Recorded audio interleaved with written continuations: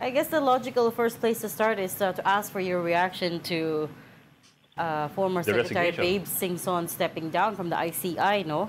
What did you think? What did you make of Yes. it? Tingin ko, patay na yung dead na. It's already dead. ICI is dead.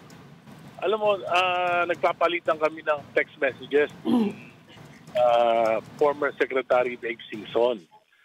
Nararamdaman ko na talagang disappointed na siya. Para bang sinasabi niya, why would he risk his family and their privacy to be parang taga-linis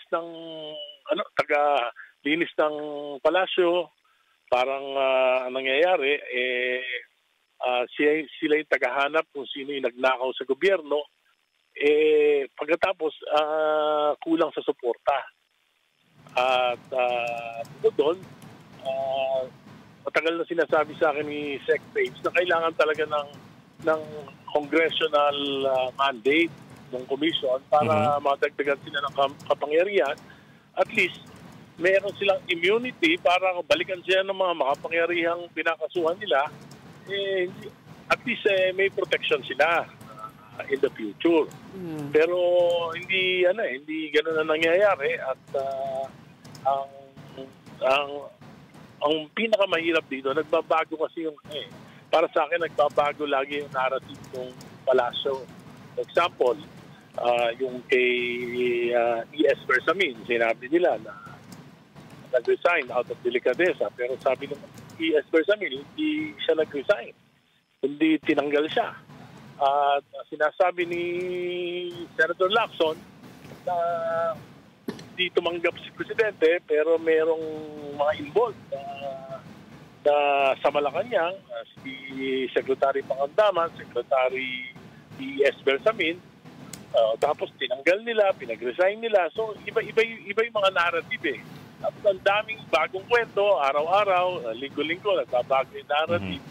So parang baka mapagkamalan pa yung ICI, masira pa yung reputasyon ng mga tao dyan, baka papagkamalang washing machine sila. Sir, when you say why would he risk his family and privacy to be tagalinis ng palasyo, do you mean deodorizer? To solve why would he risk himself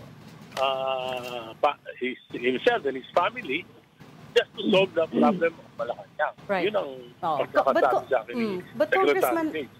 But Congressman, he knew this going in, right? He knew the mandate of the ICI. So ano po yung hindi, where was his expectation not met? You said kulang yung resources. Sinasabi niya na sa amin.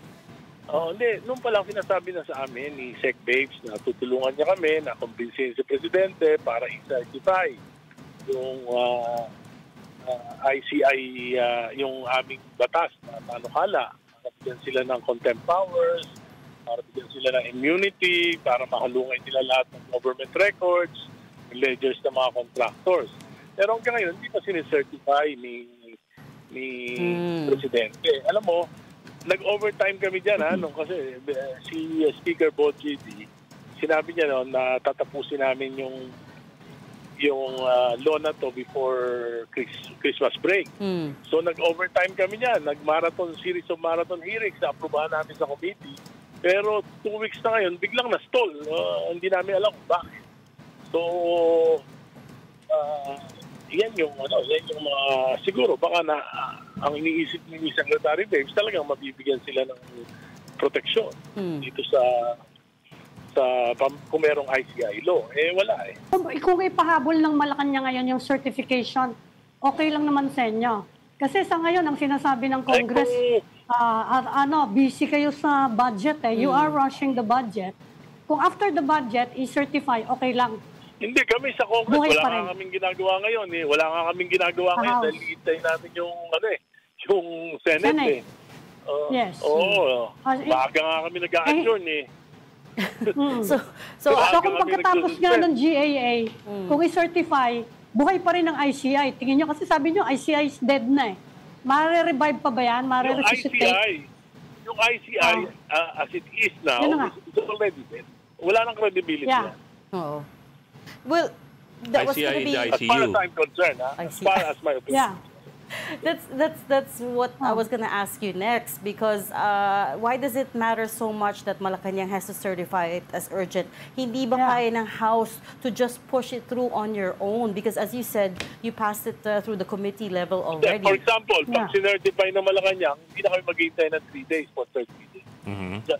Second and third reading, sabay na yan. But kaya din ni Speaker Bogie D, right? If he wanted to, he could... Hindi. Pag hindi certified yung bill, we have to Kailangan stick certified. by the rules. Okay. We have to stick by the rules.